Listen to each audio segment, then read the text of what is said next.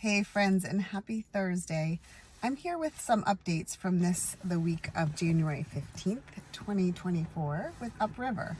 I thought I'd come on here each week just to give you a sense of what's going on with UpRiver education, all of the work, the thoughts, the kind of things that come up during the week in the field, because so much gets spurred through this great work, and I love to share that. So I'll start off. Of course, Monday was Martin Luther King Jr. Day, and this was a day for me this year where I saw a lot of conversation in my social media feeds around the responsibility of of how we perform on the daily in terms of our work for social justice, our work for anti-racism, and particularly how we act on days such as MLK Jr. Day. There's a leaning, right, and in a good from a good place for most of us to kind of find that great quote, to really honor the day, to respect it, to acknowledge it.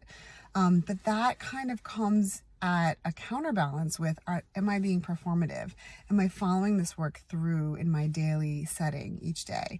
And so I thought a lot about this year, and one of the great resources that I've come to, and I wanted to share, I'll link for all of you, is the King Center, and they have a great page where they have the books and bibliography of Dr. Martin Luther King Jr.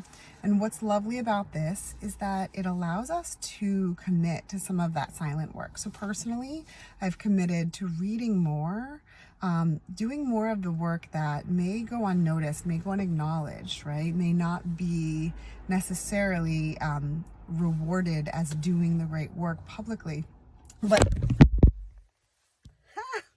see if you're paying attention, but is going to inform how I show up for all of the work that I do in this world. So that was my thinking on Monday, on the Martin Luther King holiday. The next piece I would love to talk about is something that's really exciting.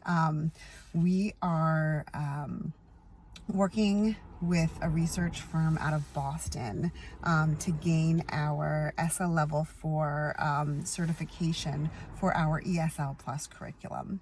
This essentially means that it will have the stamp that says and shows and communicates to everyone that this work is evidence-based, is founded in good, current, solid research, and it's a third-party research firm that's going to make that certification. So be on the lookout for that. If your district has been considering adopting the ESL Plus curriculum guide, know that that is a piece that's coming out. I know that's really important to a lot of districts moving forward, and it's important to me as well.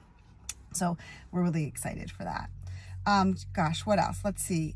So I had a great opportunity this week to work with some of my ongoing coaching clients.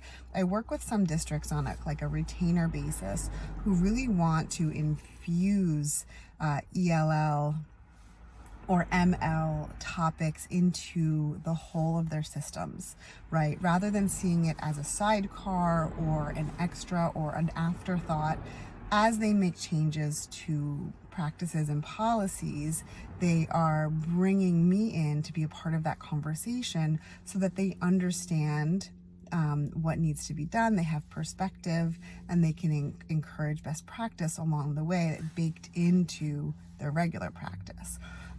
So I met last week with a group of administrators around equitable grading practices for multilingual learners, particularly in this district where they're receiving an influx of newcomer students. And we talked a lot about how to set up their systems, perhaps to add more of a narrative option, right? To sort of reduce the rigidity of their grading systems and allow for us to really perhaps have some co-grading practices or some narrative comments around students with respect to their growth that may not be kind of fitting or may need to be shoehorned into the current system. So that was an exciting conversation. We also met with a district team of instructional coaches to talk about how our work with their ESOL team on their functional language for English language development can be supported across content area classrooms and driven by the instructional coaches. this is so exciting for me because this is the goal, right? That we really recognize and understand how collaboration works. We can find efficient and real and dedicated ways to collaborate.